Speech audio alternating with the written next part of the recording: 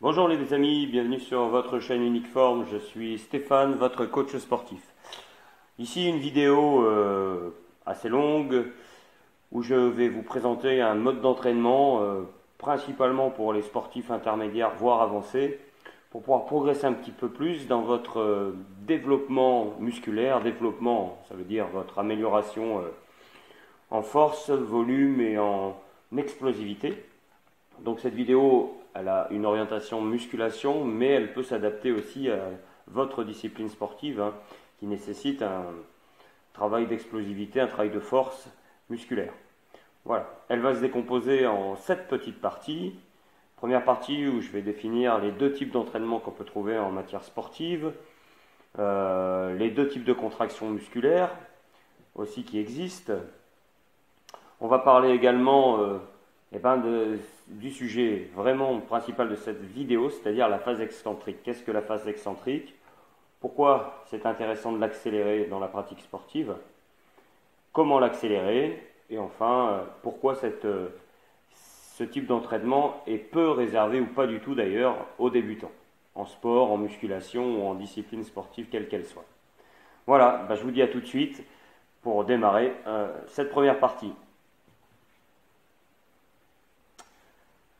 Donc, première partie, on peut définir dans l'entraînement deux types d'entraînement.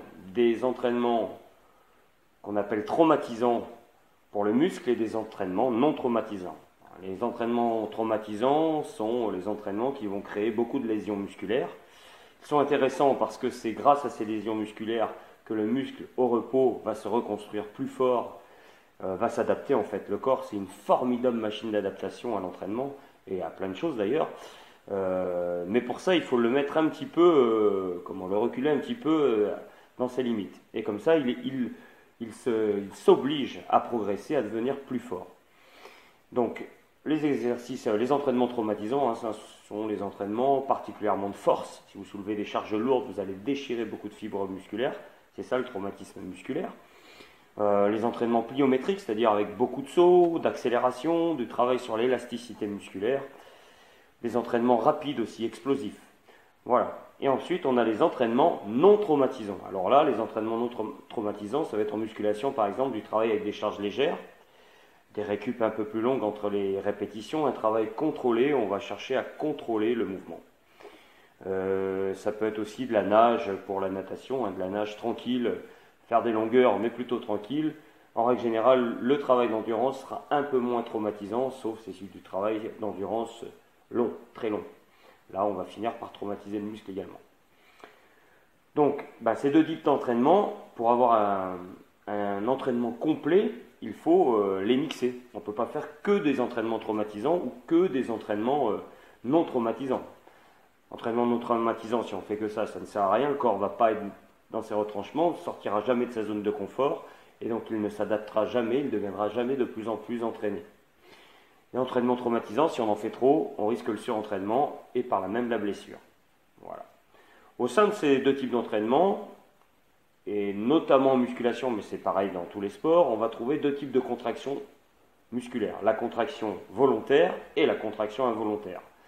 La contraction volontaire, c'est celle que l'on ressent, c'est celle que l'on recherche, que l'on arrive à trouver. Je fais une flexion de bras, en montant la charge, je vais volontairement contracter très fort mon biceps. Je vais garder la contraction une seconde et relâcher doucement en ressentant le muscle travailler. Ça, c'est la contraction volontaire. La contraction involontaire, sur un même mouvement, si je travaille très vite avec une charge lourde, eh bien, mon muscle va se contracter, je vais un peu moins sentir la contraction musculaire, mais elle sera là involontairement, le muscle va se contracter plus fort à chaque remontée parce que j'aurai pris beaucoup de vitesse. Voilà, ces deux types de contractions. Maintenant, parlons de la phase excentrique d'un mouvement. La phase excentrique d'un mouvement, c'est la phase d'étirement musculaire d'un mouvement. Reprenons la flexion de bras. J'ai mon bras tendu, je monte une charge, je plie le bras. J'ai donc une flexion du bras. Ça, c'est la phase concentrique. Je redétends le bras. Là, il y a étirement, mais je retiens la charge. Du coup, il y a une contraction excentrique. On appelle ça la phase excentrique. Cette phase excentrique, pourquoi l'accélérer? on entre ici complètement dans un entraînement de type traumatisant, comme on a vu plus haut. Donc, pourquoi l'accélérer? D'abord, la première raison, c'est de rechercher un maximum de contraction involontaire. On a vu plus haut, la contraction musculaire involontaire est celle qui était la plus traumatisante, celle qui crée le plus de déchirures musculaires. Déchirure, c'est un grand mot, mais de traumatisme musculaire. Et on a vu que plus il y avait de traumatisme musculaire, plus le corps allait devoir se renforcer pour s'adapter à ses prochains traumatismes futurs. Et donc, il allait progresser. La deuxième raison, c'est que le corps à la contraction volontaire s'habitue assez rapidement.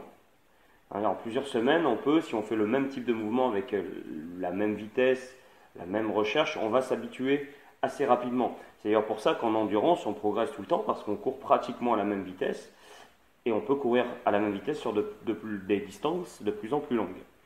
Donc pour lutter contre ça, on va accélérer la phase excentrique. On va donc choquer notre corps à chaque passage. Et on va éviter de stagner à l'entraînement, nos muscles vont toujours progresser. La troisième raison, c'est qu'en phase excentrique, notamment en muscu, on est plus fort à la descente. On peut résister à une charge plus lourde en descendant qu'à la même charge en montant, en concentrique. On va donc chercher, par l'accélération, à augmenter cette charge sur nos muscles en phase descendante. Il y a une étude qui prouve que sur la flexion de jambe, par exemple, si on garde la même charge à la descente qu'à la montée, à la descente, les quadriceps, les muscles des cuisses vont travailler à 60% de leur capacité, alors qu'en extension, en poussée complète, ils seront à 100%. Donc si on alourdissait la charge, on aurait 100% à la descente, comme 100% à la montée. Et quelle vitesse donner à la phase excentrique? On essaye de donner au mouvement, en tout cas, la vitesse la plus rapide. Mais il faut toujours avoir cette conscience, cette sensation de contraction musculaire. Si on perd cette sensation de contraction musculaire, ça veut dire que l'on va trop vite, que le mouvement est trop explosif. Et donc on s'expose à un entraînement moins productif, mais aussi à des risques de blessure. Comment accélérer, dernière partie, comment accélérer la phase excentrique? On a 3 méthodes. La première qui est utilisée principalement par les powerlifters lors de leur entraînement, c'est le relâchement musculaire à la contraction. Je contracte mon muscle, je relâche les muscles, la charge redescend, je la laisse redescendre, boum, et je la relance, je la repousse de manière explosive. Ça, c'est sûr que c'est très efficace, ça permet de développer énormément plus de force, mais c'est très dangereux, il faut maîtriser complètement le geste, maîtriser son corps, ressentir cette contraction musculaire. Ça peut être vite traumatisant si on n'a aucune maîtrise du travail. Donc ça s'adresse principalement à des gens plutôt très très entraînés et qui connaissent très bien le mouvement et leur corps. La deuxième phase, qui est facile à mettre en place en salle de muscu, c'est de travailler avec un partenaire. Je pousse une charge, le partenaire, au retour de la charge, va pousser sur la barre pour accentuer cette phase de descente, accentuer la pression sur la phase excentrique, sur la phase d'étirement. On s'est rendu compte, il y a une étude qui dit que sur des athlètes confirmés au développé couché, lorsqu'on poussait sur la barre avec une force de 5% de plus qu'il aura fallu pour la développer, ils gagnaient instantanément 3% de charge maximale sur leur développé couché. Instantanément, ça veut dire dans la rep suivante, dans la répétition suivante, ils gagnent 3% de force. Ils peuvent mettre 3% de plus de poids sur la barre, ce qui est assez énorme. Et on a une troisième méthode pour accélérer cette phase excentrique, celle que j'affectionne, celle que je trouve la plus facile à maîtriser, c'est l'ajout de bandes élastiques qu'on attache sur des supports d'une machine, par exemple, ou à sa barre, ou à ses haltères. C'est intéressant parce que malgré que l'élastique accélère réellement la phase descendante d'un mouvement, en accélérant, il va perdre un peu de sa force. D'accord ? Plus je tends l'élastique, plus il a de force. Moins je le tends, moins il a de force. Et du coup, ça permet de contrôler quand même la descente, malgré qu'elle soit accélérée. Donc, on a une protection articulaire et musculaire plus facile à gérer. Le deuxième avantage, c'est qu'un élastique, plus il se tend, plus il est fort. Et du coup, plus on arrive sur notre mouvement de force, je pense au squat par exemple, plus je vais pousser, plus je vais tendre les jambes, plus mes cuisses sont fortes. Mais du coup, plus l'élastique, lui, va devenir résistant. Je vais améliorer en plus ma force à la contraction. Donc, il y a 2 avantages à travailler avec les bandes élastiques. Force à la contraction, accélération de la phase excentrique avec allègement de la charge, donc contrôle du travail. Ça, c'est un excellent travail et en musculation, mais aussi pour tous les sports explosifs. que ce soit le sprint, mais que ce soit tous les sports de combat, l'utilisation de l'élastique pour moi est hyper intéressante, voire obligatoire. En conclusion, eh ben, on peut dire que